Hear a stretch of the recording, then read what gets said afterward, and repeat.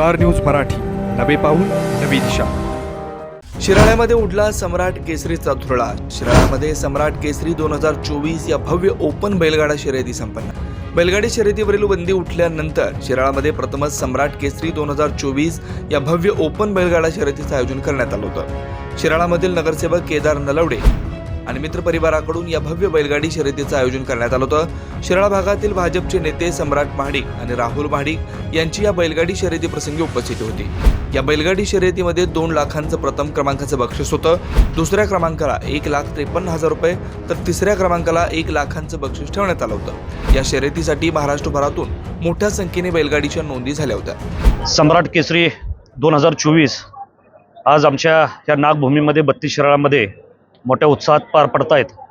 खरं तर ज्यावेळीपासून या बैलगाडा स्पर्धांवर बंदी घातली होती आणि त्याच्यानंतर ही बंदी उठल्यानंतर प्रथमच 32 शिराळाच्या लोकांची पूर्वीपासून मागणी होती की अशा पद्धतीची बैलगाडा स्पर्धा ही आपण आयोजित करायची पूर्वीपासूनची मागणी होती।